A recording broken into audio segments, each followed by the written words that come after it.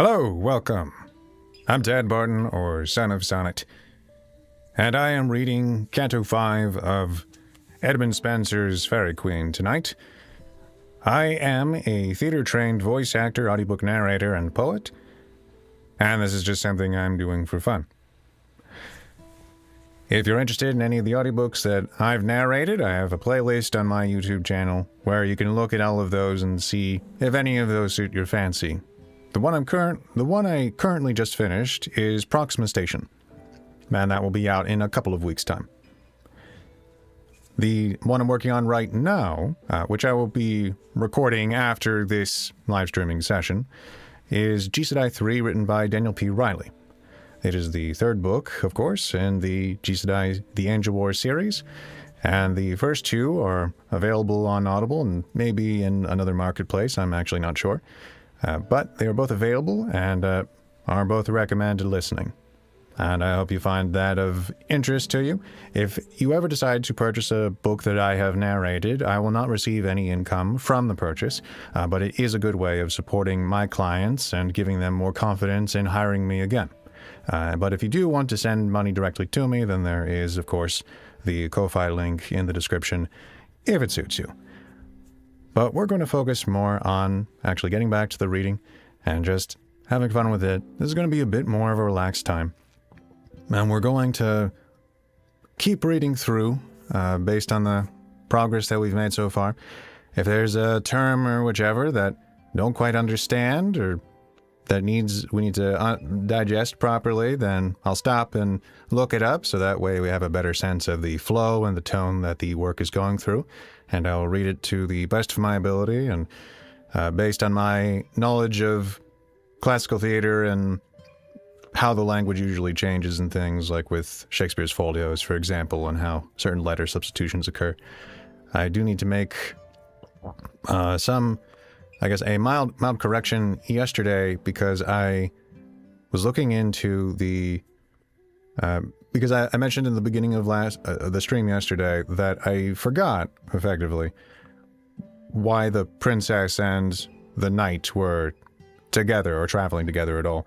The Red Cross knight, effectively, the lord that he served had passed away, and it was actually in stanza 5 of Canto 1, where it says that the Una, the princess, her family was driven away from their land, their castle, by a demonic creature. Right? So it was not labeled as a dragon in that part, but it was, effectively, it was clearly stated that her family was driven out from their land by a demonic creature, some kind of monster at any rate, and she went out and she went to seek him out, to seek a hero out.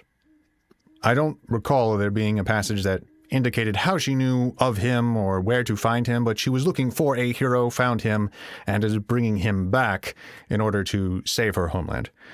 And then, of course, all of the events occurred that led to them being separated, and the knight going through a bit of a crisis of faith, as it were, and doubting his loyalties or the purpose of his duties because he felt deeply betrayed by the woman that he has come to love. And, of course, he's wrong in that assumption, but now, unfortunately, the knight has been swept up into under the influence of a witch, Duessa, and she has led him into the vilest of company. That is literally an analog of Lucifer in this story and all of her knights of seven deadly sins.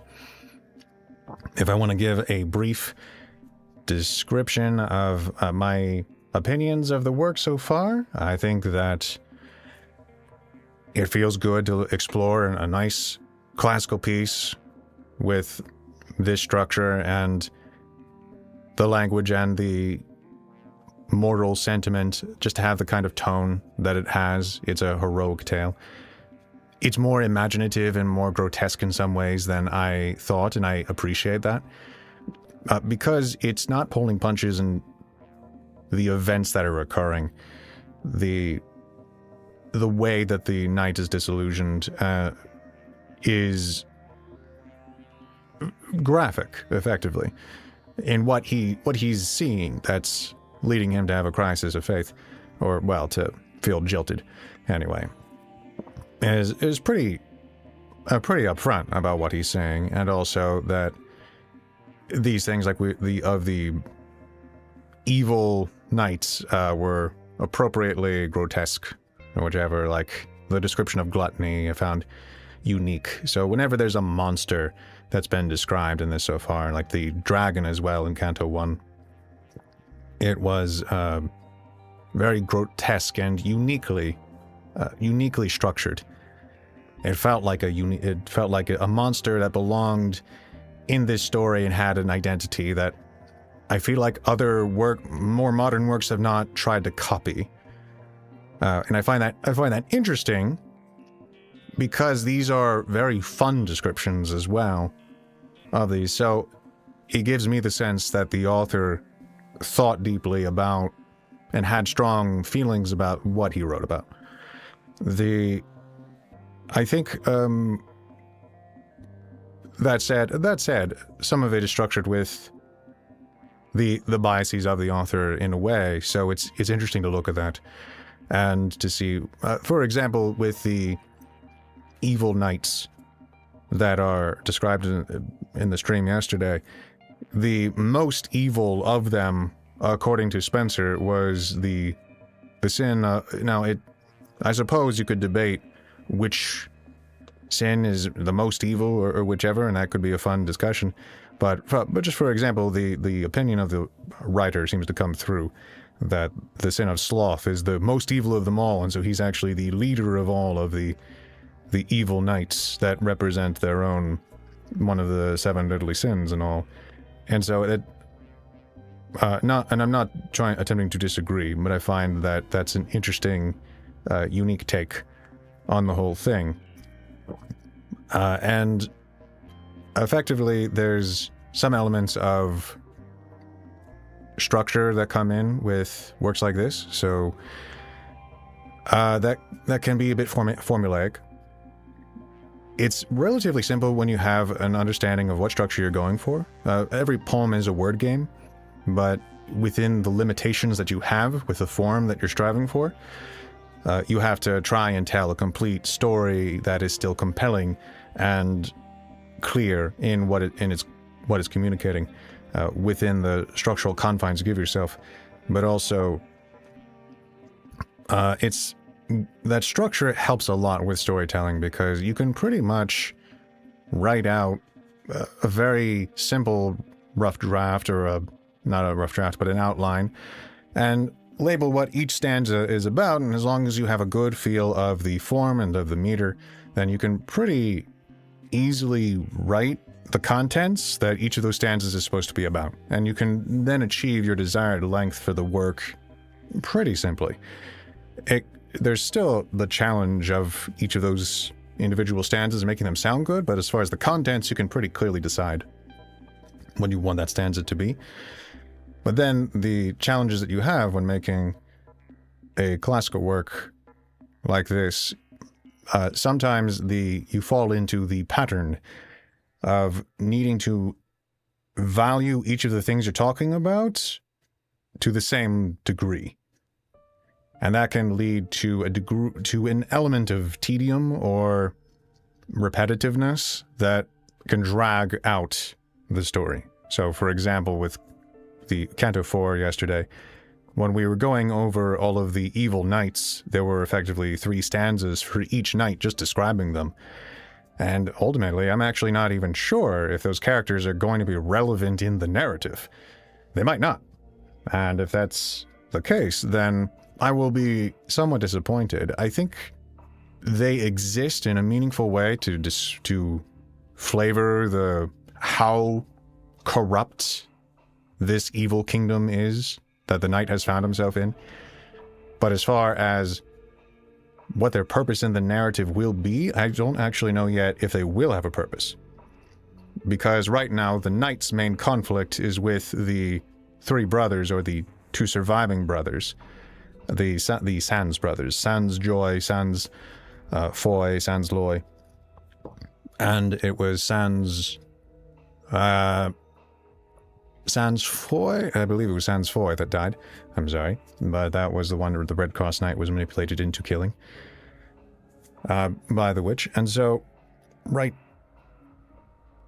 now it's, that's good flavor text, but I feel like there was a lot of time we spent looking over these colorful descriptions of each of the 7 deadly sins when they're not the purpose of the work, and so it distracts a little bit from what we're trying to accomplish. Granted, you can have a work that pontificates on, say, any one of those sins, and you can have a full, complete work just on one of them. And then you would have a more suitable environment to talk about each of those things. But you can also, it's all right to just have fun and talk about what you want to talk about. If you'd like to talk about the food that is set out at the banquet and describe that to inform the audience of the royal family or the court, well, that's okay. All right. Let's get started. I do have some music playing in the background. I do have it set low, but if you need me to turn it off, turn it up, you can let me know, all right? Once I get started, I'll just keep going, and this will probably take about an hour and a half, and we will stop. Whenever it ends, it will end. But I have some more recording to do today, just going into the night. This will be my warm-up for it, I think. And then I gotta make sure I get all that done. So, let's drink some water and get started.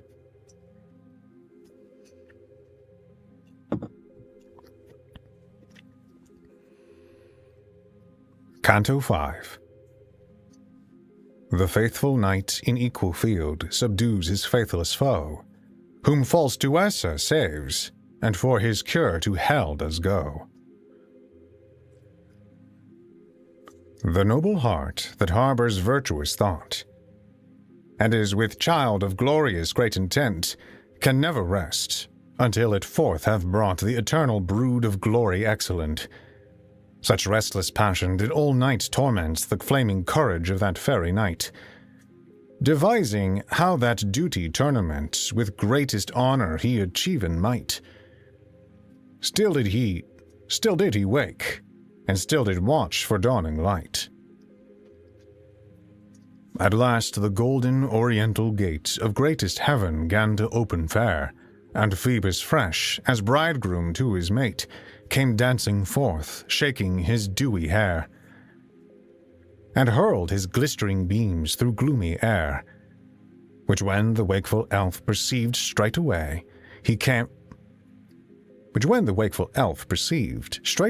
started up, and did himself prepare in sun-bright armies and battleless array.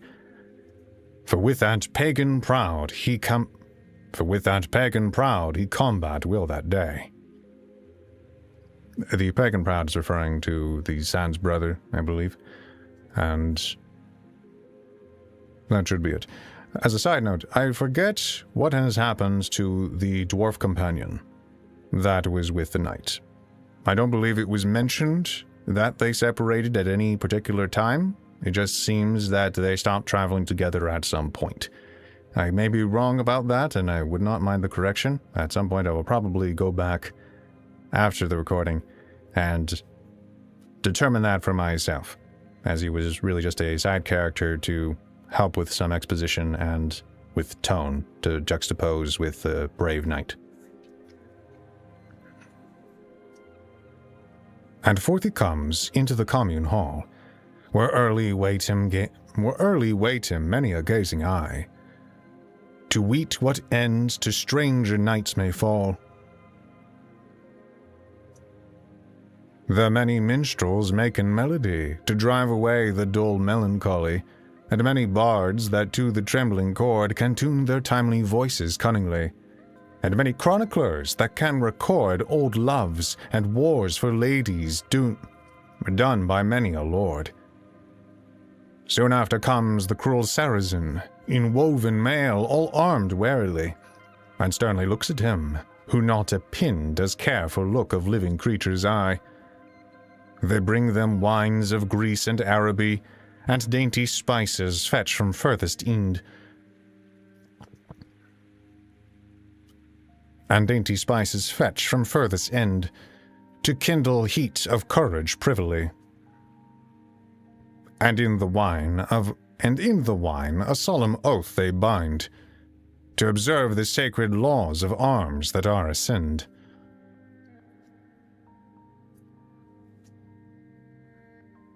At last forth comes that far removed queen.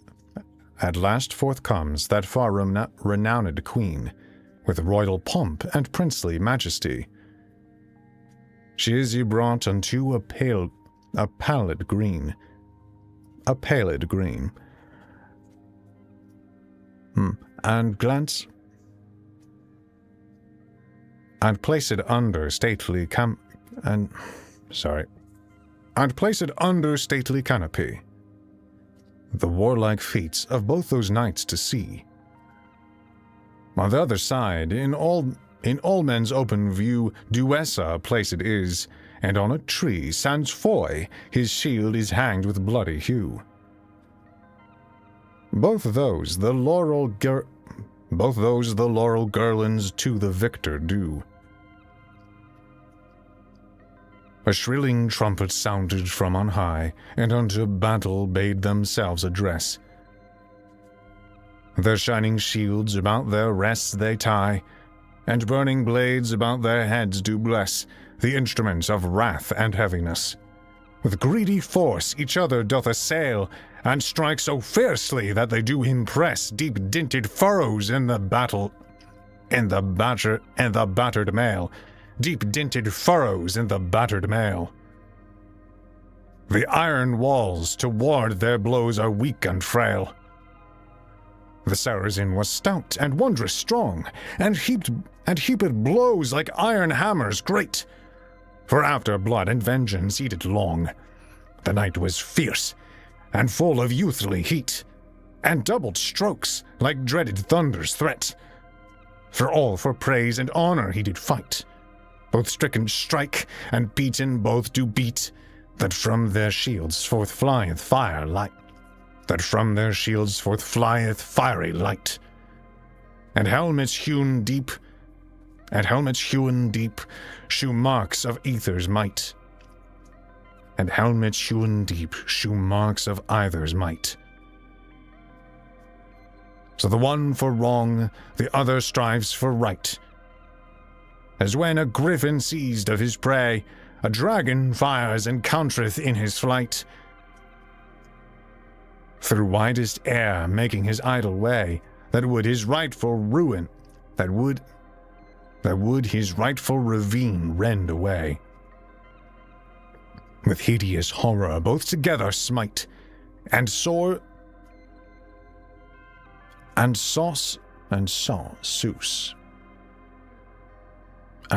so sore, that they the heavens affray. Alright, we'll check this 1 second, please. Sauce. Could say sauce. No. Okay. Not sauce. This is going to be a different spelling. And perhaps sauce. Might just be sauce. Because a sauce is something that adds zest, interest, or excitement. With hideous horror both together smite, and sauce so sore that they the heavens affray. The wise soothsayer, seeing so sad sight, the amazed vulgar tales of wars and mortal fight.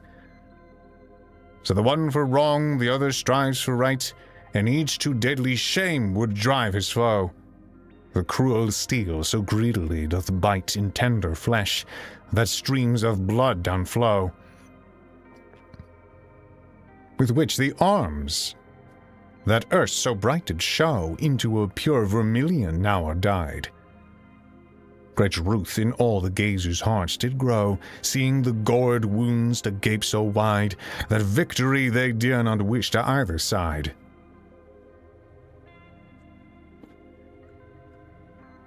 They're enjoying the battle so much they don't want it to end.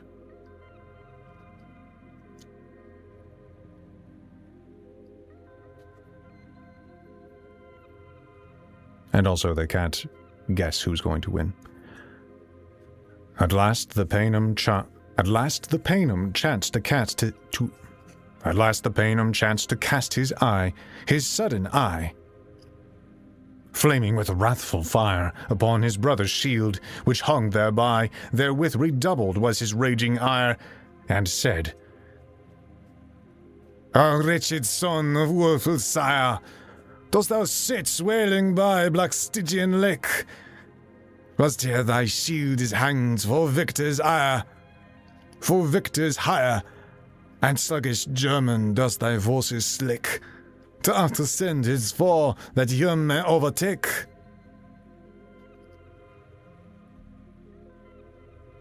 Go caitiff elf him quickly overtake, and soon redeem from his long wandering woe. Go guilty ghost, to him my message make, that I his shield have quit from dying foe. Therewith upon his crest he stroke him so, that twice he reeled, ready twice to fall.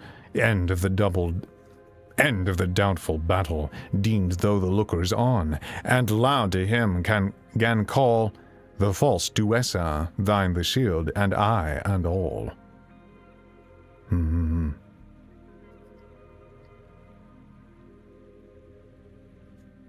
Welcome, Mr. the Lord Arthur. I hope you enjoy the reading today. Let's see, I wanted to double-check this passage to make sure I did not lose a sense of what occurred, because the Panem, that's the Sans brother, cast his eye upon his brother's shield, which motivates him in the battle, and then he has some words, but then it goes into the next stanza, and go caitiff elf. And I want to remind myself what caitiff means. Caitiff.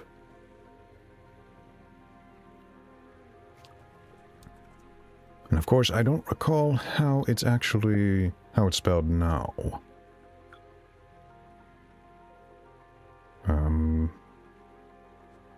But like a caitiff. I have an extension that does not work very well. That's okay. All right. Soon as the fairy heard his lady speak, out of his swooning dream he gan awake. Out of his swooning dream he gan awake, and quickening faith that erst was waxen weak, the creeping deadly cold away did shake. Though moved with wrath and shame at lady's sake, of all taunts he cast avenged to be, and with so exceeding fury at him strake, that forced him to stoop upon his knee. Had he not stooped so, he would have cloven be. Okay. From what I understand, the brother, the Panem, was motivated by seeing his brother's shield and beat the knight down, and then the knight was visited by a voice in his ear by the witch. And now he's struck back, effectively, in the battle. And to him said, Go now, proud miscreant. Thyself thy message due to German dear. Alone he wandering thee too long doth want. Go say, his foe thy shield with his doth bear. Therewith his heavy hand he high gan rear. him to have slain, when lo a darksome cloud upon him fell. He know where doth appear. Upon him fell, he nowhere doth appear, but vanished is. The elf him calls aloud, but answer none receives. The darkness him does shroud. But answer none receives. The darkness him does shroud. In haste Duessa from her place arose, and to him running said, O prowest knight, that ever lady to her love did choose, let now abate the terror of your might, and quench the flame of furious despite, and bloody vengeance. Lo, the infernal powers, covering your foe with cloud of deadly night, have borne him hence to Pluto's baleful bowers. The conquest yours, aye yours, the shield and glory yours. Not also satisfied, with greedy eye, he sought all round about his thirsty blade to bathe in blood of faithless enemy, who all that while lay hid in secret shade. He stands amazed how he hence should fade. He stands amazed how he thence should fade. At last the trumpets triumph sound on high, and running heralds humble homage make, greeting him goodly with new victory, and to him brought the shield, the cause of enmity. Wherewith he goeth to that sovereign queen, and falling her before on lowly knee, to her makes present of his service seen, which she accepts with thanks and goodly gree, greatly advancing his gay chivalry. So marcheth home, and by her takes the knight, whom all the people follow with great glee, shouting and clapping all their hands on height, that all the air it fills and flies to heaven bright. Home is he brought, and laid in sumptuous bed, where many skilful leeches him abide, to salve his hurts, that yet still freshly bled. In wine and oil they wash his wounds. In wine and oil they wash his wounds wide. His wounds wide. His wound is wide. In wine and oil they wash his wounds wide. In wine and oil they wash his wounds wide, and softly can embalm on every side. And all the while most heavenly melody about the bed sweet music did divide. Him to beguile of grief and agony, and all the while Duessa wept full bitterly. As when a weary traveller that strays by muddy shore of broad seven-mouthed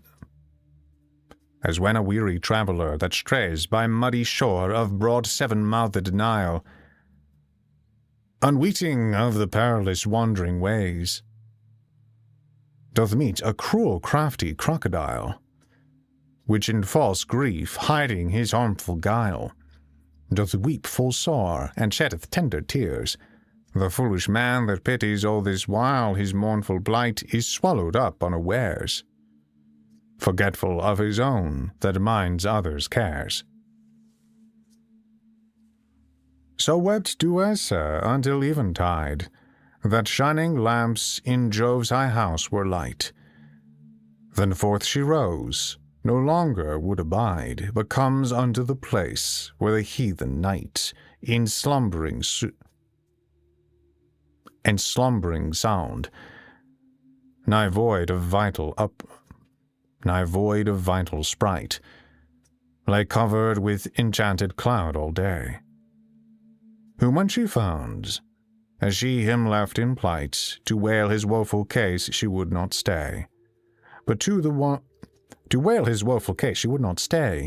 eastern coast of heaven make speedy way.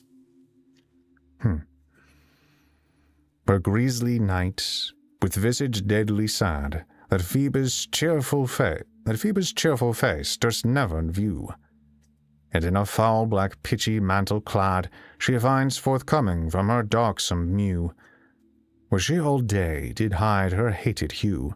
Before the door her iron chariot stood, already harnessed for journey new, and coal-black steeds of y-born and coal-black steeds y-born of hellish brood, that on their rusty bits did champ, as they were wood.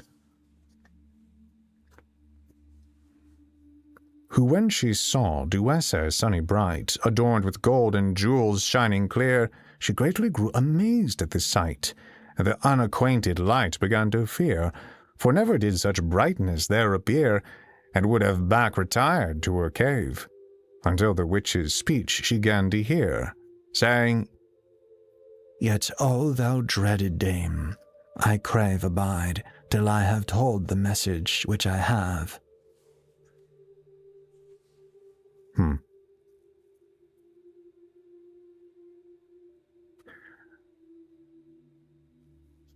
Everyone keeping up?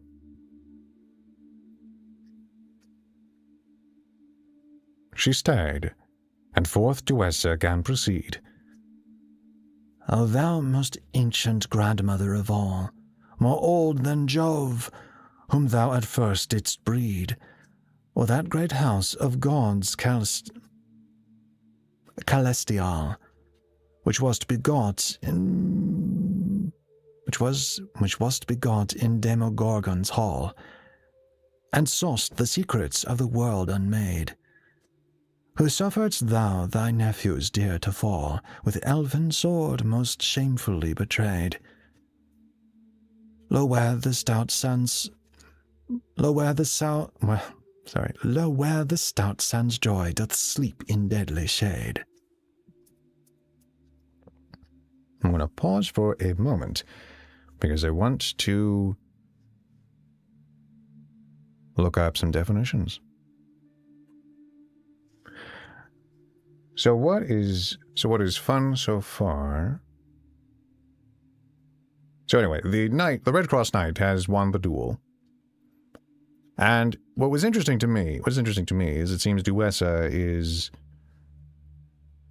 actually grieving over the man he defeated, who it seemed she was trying to manipulate previously in the last canto, at the very end of it, and was trying to sway things in her favor. So,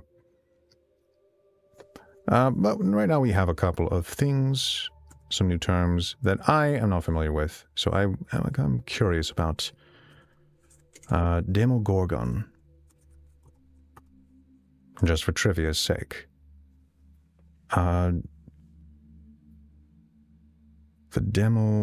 So Demogorgon is something referred to in Stranger Things. Just in passing, a Demogorgon is a deity or demon associated with the underworld, ascribed to Greek mythology. So there's probably something more complicated or specific referred to there.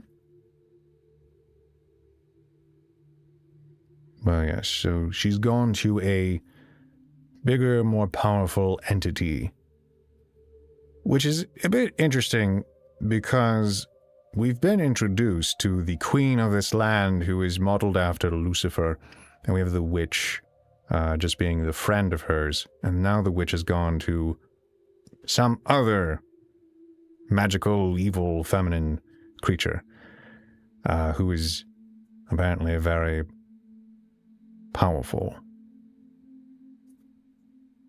But I am curious. So it just seems like a fun, odd note that the witch character seems to be genuinely grieving, but I might be misreading. Let's get back to it.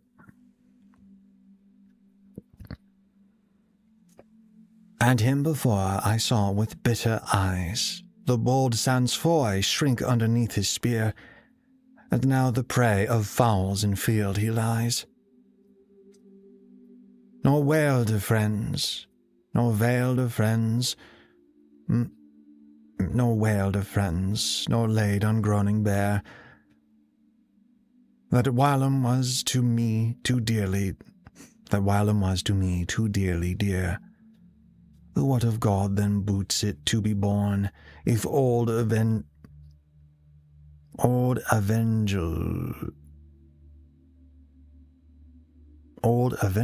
sons so evil here. Wait, if old angels' sons so evil here? Summer evil.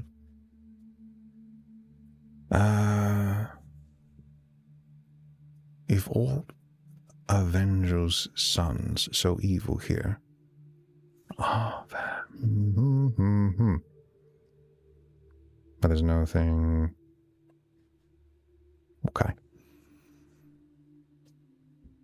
Or who shall not great knights' children scorn, when 2 of 3 her nephews are so foul forlorn? Up then, up, cheery dame of darkness queen, go gather up the relics of thy race, or else go them avenge, and let be seen that dreaded night in brightest day hath place, and can the children no fair light deface. Her failing speeches some compassion moved, in heart and change in that great mother's face, yet pity in her heart was never proved, till then, for evermore she hated, never loved. And said, Dear daughter, rightly may I rue the fall of famous children born of me, and good successes which their foes ensue. But who can turn the stream of destiny, or break the chain of strong necessity, which fast is tied to Jove's eternal seat? The sons of day he favoureth, I see, and by my ruins think you make them great.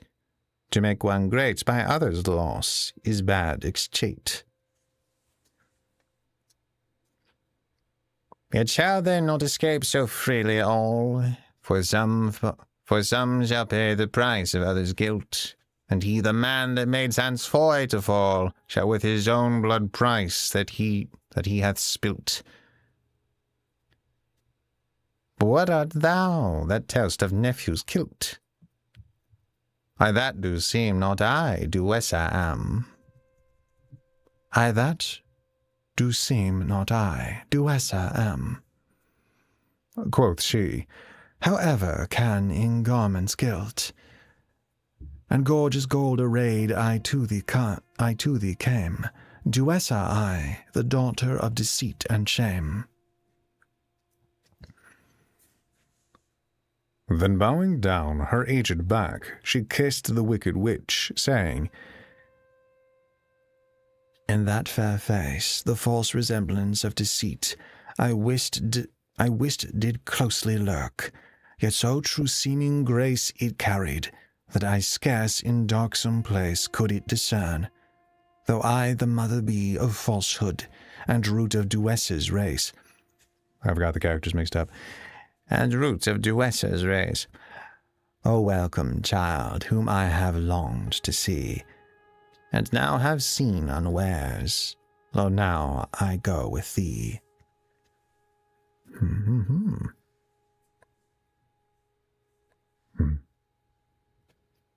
then to her iron wagon she betakes, and with her bears the foul well-favoured witch. And with her bears the foul well-favoured witch, through mirksome air her ready way she makes. Her twofold team, of which 2 black as pitch, and 2 were brown, yet each to each unlich, did softly swim away, ne ever stamp, unless she chanced their stubborn mouths to twitch. Then forming tar, their bridles they would champ, and trampling the fine element would fiercely ramp. I know it's chomp and romp, but...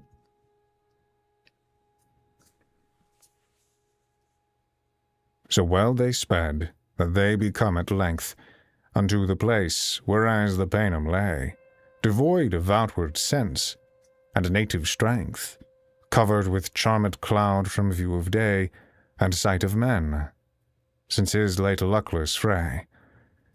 His cruel wounds with cruddy blood congealed, They bidden up so wisely as they may, and handle softly till they can be healed. So lay him in her chariot, close in night concealed. And all the while she stood upon the ground, the wakeful dogs did never cease to bay, as giving warning of the unwonted sound, with which her iron wheels did them affray. And her dark grisly look them much dismay. The messenger of death, the ghastly owl, with dreary shrieks did also her bewray, and hungry wolves continually did howl at her abhorred face, so filthy and so foul.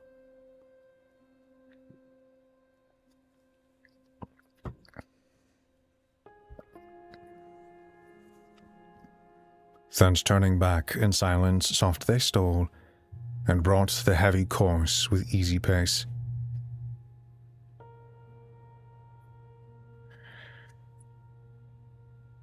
I'm going to take a brief moment for a second.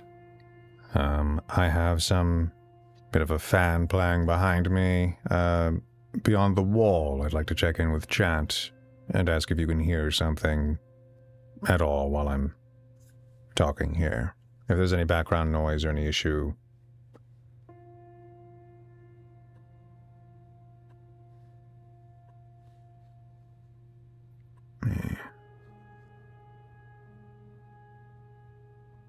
Well, presently I am simply going to hope that it's all right and that you can't hear it. I have some plugins running, so hopefully it reduces background noise enough and also mouth clicks, etc. Although I don't have it on their strongest settings as to prevent my computer from struggling too much.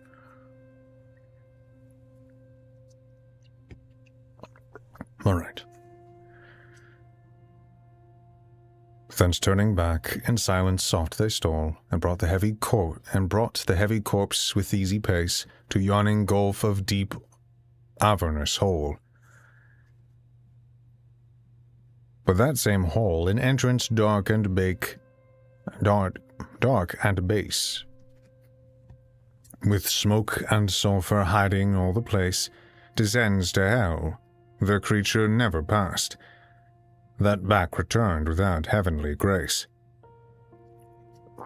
But dreadful furies, which their chained have brast,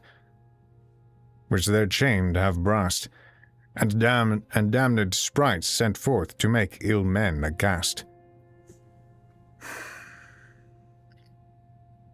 One moment, please. Going to adjust one thing.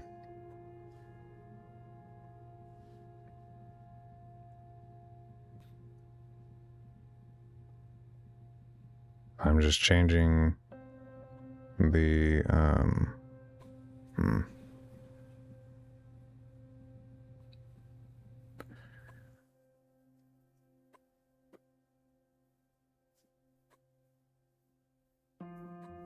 changing a setting on my noise removal plugin, making it more intense. All right.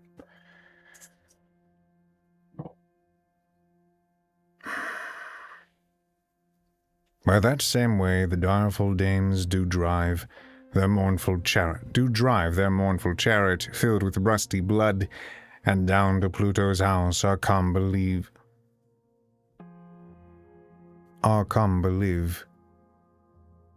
which passing through on every side them stood the trembling ghosts with sad amazed mood, chattering their iron teeth, and staring wide with stony eyes, and all the hellish brood of fiends infernal flocked on every side, to gaze on earthly wight that with the night durst ride. This is fun. They pass the bitter waves of Acheron, where many souls sit wailing woefully, and come to fiery flood of Phlegethon, whereas the damned ghosts in torments fry, and with sharp shrilling shrieks do bootless cry, cursing high Jove, the with them thither sent. The house of endless pain is built thereby, in which 10,000 sorts of punishment the cursed creatures do eternally torment. Before the threshold dreadful Cerberus, his 3 deformed heads did lay along, curled with 1,000 adders venomous, and lilled forth his bloody flaming tongue. At them he 'gan to rear his bristles strong, and fairly gnaw, until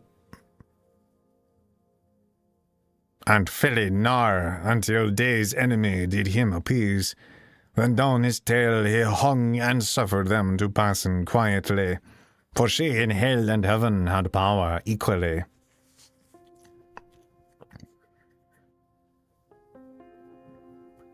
There was Ixion turning on a wheel, for daring tempt the Queen of Heaven to sin, and Sisyphus on huge round stone did reel against an hill,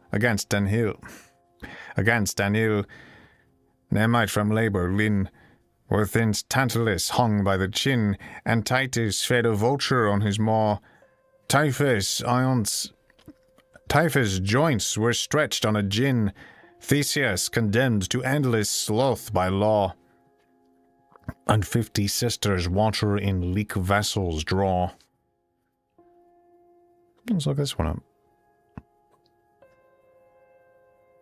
In leti. In leet.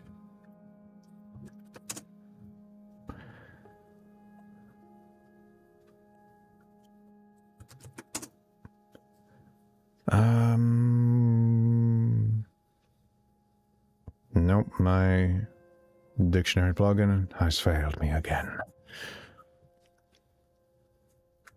That's all right. And suffered them to pass, and see, their vessels draw. Just leaky vessels, I figure. They all beholding worldly wights in place, leave off their work, unmindful of their smart, to gaze on them who forth by them do pace, till they be come unto the furthest part, where was a caveywrought by wondrous art. Deep, dark, uneasy, doleful, comfortless, in which sad Esculapius far apart, imprisoned was in chains remediless. For that Hippolytus rent course he did redress. This is a passage of the poem that the reader would benefit a lot from studying Greek history, Greek myth, etc. Just to get the references. Would be lovely. Hippolytus a jolly huntsman was, that wont in chariot chase the foaming boar. He all his peers in beauty did surpass, but a lady's love as loss of time forbore. His wanton stepdame loved him the more, but when she saw him offered sweets refused. Her love she turned to hate, and him before his father fierce of treason false accused, and with her jealous terms his open ears abused. Who all in rage his sea-god sire besought, some cursed vengeance on his son to cast. From surging gulf 2 monsters straight were brought, with dread whereof his chasing steeds aghast. Both chariot swift and huntsman overcast, his goodly corpse on ragged cliffs he rent, was quite dismembered, and his members chased, scattered on every mountain as he went, that of Hippolytus was left no monument. His cruel stepdame, seeing what was done, her wicked days with wretched knife did end, and death avowing the innocence of her son, which hearing his rash sire began to rend his hair and hasty tongue that did offend, though gathering up the relics of his smart by Dian's means, who was Hippolytus' friend, then brought to Aesculape.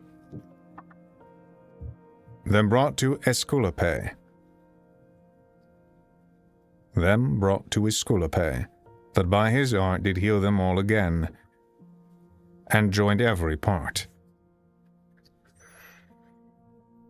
Some wondrous science in man's wit to reign when Jove when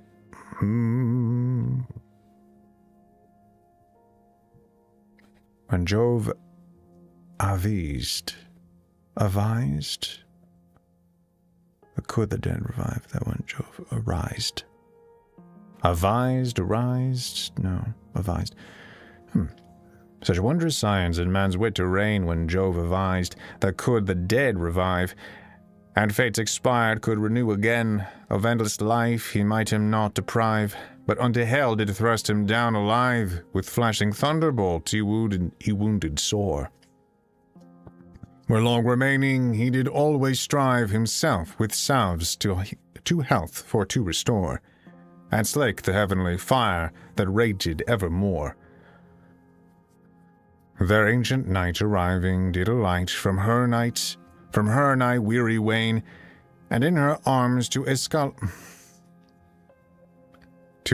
Aesculapius brought the wounded knight, whom having softly disarrayed of arms, though gan to him discover all his harms, beseeching him with prayer and with praise, if either salves or oils or herbs or charms of forlorn wight from door of death mote raise. He would at her request prolong her nephew's days.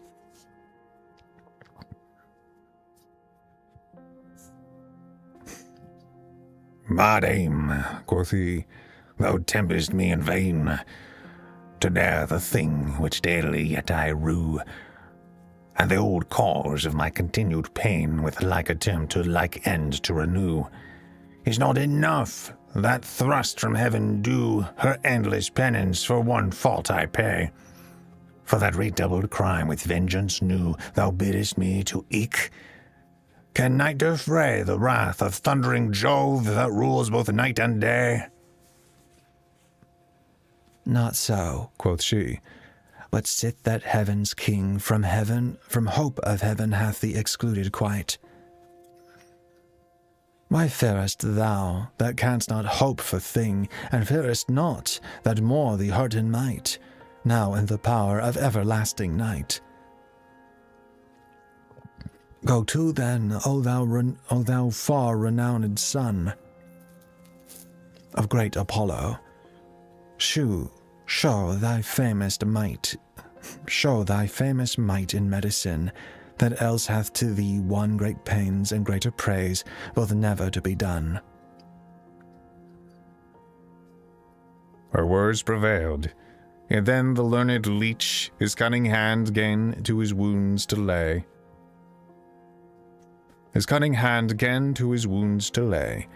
And all things else the witch's art did teach, which having seen, from thence arose away the mother of dread darkness, and let stay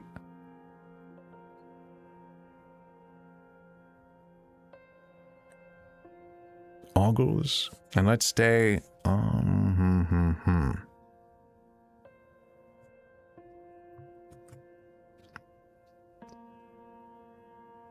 Alvevigals would be very curious.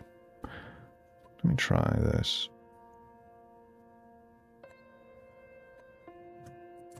How do I...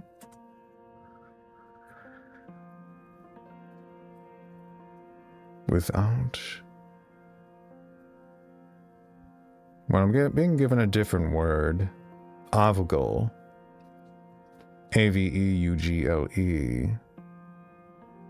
Much like a French word, but I don't think that's it.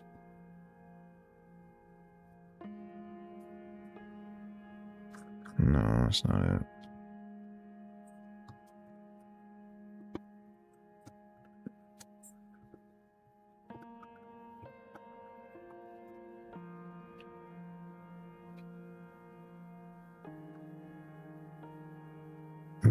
That does not...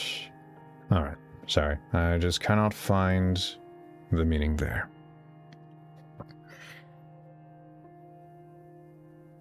I will butcher it, but we'll just move on. The mother of dread darkness, and let stay of Evigle's son, there in the leech's cure, and back returning took her wonted way, to run her timely race, whilst Phoebus pure in western waves his weary wagon did recure. The false Duessa, leaving Noyous night, returned to stately palace of Dame Pride, where when she came, she found the Faerie knights departed thence, albeit his wound is wide. Not thoroughly healed, unready were to ride.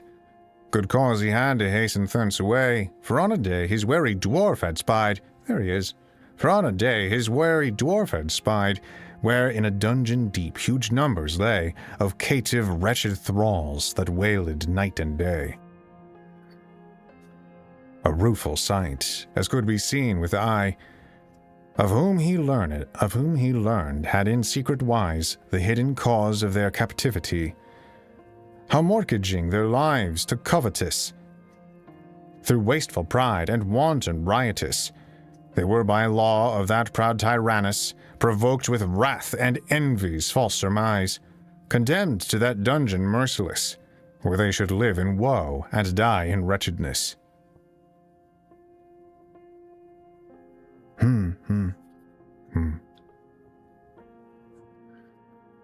There was that great proud king of Babylon that could compel all nations to adore, and him as only God to call upon, till through celestial doom thrown out of door into an ox he was transformed of yore. There also was King Croesus, that enhanced his heart too high through his heart too high through his great riches store, and proud Antiochus, the which adaunced his cursed hand against God, and on his altars daunced. And them long time before, great Nimrod was, that first the world with sword and fire warred. That first the world with sword and fire warrayed. And after him old Ninus far did pass, in princely pomp of all the world obeyed. There also was that mighty monarch laid, low under all, yet above all in pride, that name of native sire did foul upbraid, and would as Amos' son be magnified. Till scorned of God and man, a shameful death he died. All these together in one heap were thrown, like carcasses of beasts in butcher's stall, and in another corner wide were strewn the antique ruins of the Romans' fall. Great Romulus, the grandsire of them all, proud Tarquin, and too lordly Lentulus, stout Scipio, and stubborn Hannibal. Stout Scipio, and stubborn Hannibal. Ambitious Sylla, and stern Marius. High Kaiser, great Pompey, and fierce Antonius.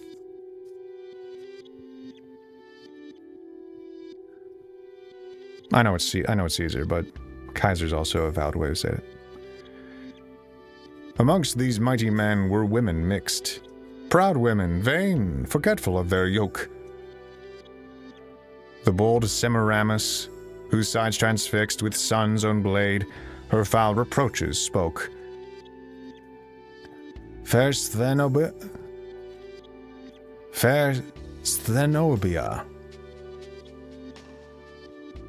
that herself did choke with wilful cord, for wanting of her will, high-minded Cleopatra, that with stroke of aspies sting herself did stoutly kill, and thousands mow the like, that did that dungeon fill.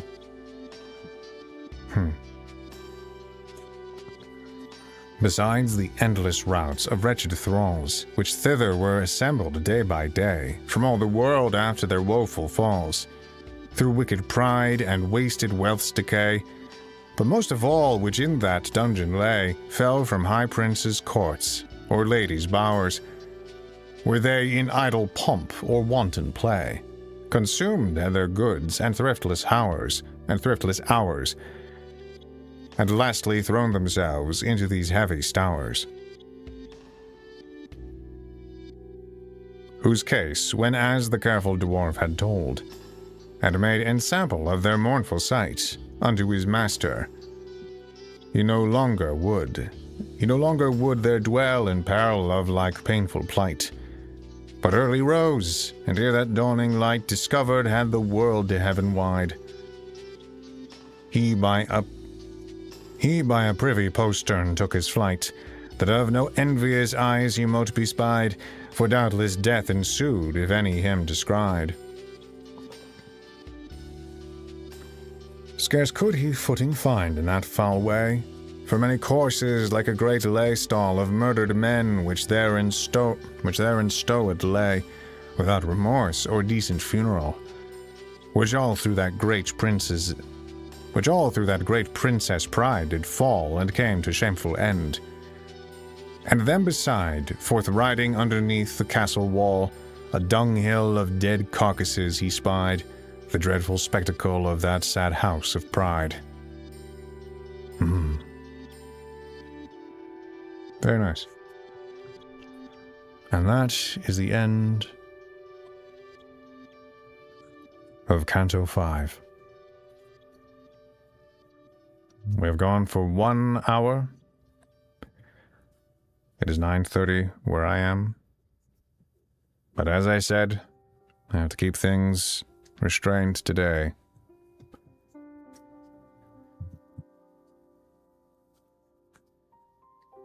But I will leave it open to the chat if you want to comment on what we've heard so far. How do you feel about what we've read today?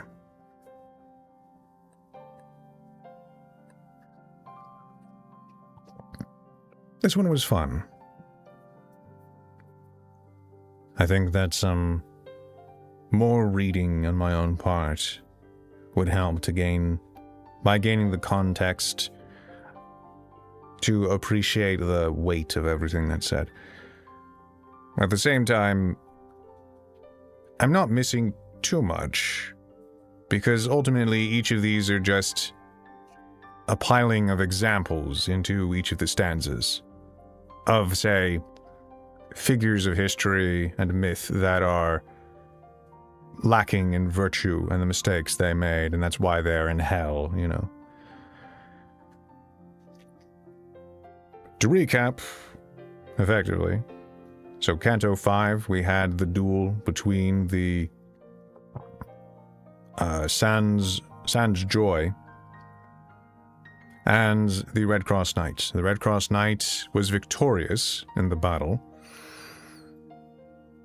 and as he was being treated, and as his wounds were being treated, the witch stole away, took the body of Sans Joy, and she went to another witch, and I believe there was a more specific reference into what kind of character that was, or if she had a specific history. But she seeks to bring Sans Joy back from the dead. Now, I believe I'd be really silly if it was not Sans Joy, but Sans Loy or something. But no. So, and then they effectively go into hell to find someone who they believe could bring him back from the dead, effectively. And then she comes back to the castle of Lady Pride, or Princess Pride, whichever, or Lady Lucifera, or whichever her name is, and find that the knight has left. And ultimately just that his dwarf companion has told him there's a dungeon of sorts, where there's a lot of great evil that he needs to take care of. And so he's effectively gone to do more good in the world, and I think it seems implied to me, although I might be corrected upon further reading, but it seems implied to me that he's become a bit more aware of the evil company that he's been a part of the past day or so, and that he no longer, and that he knows that it would be foolish to stay there, but I might be wrong there. There's just a nice image that we're left with. The dunghill of dead carcasses he spied, the dreadful spectacle of that sad house of pride. That's a nice ending for Canto 5. Very nice.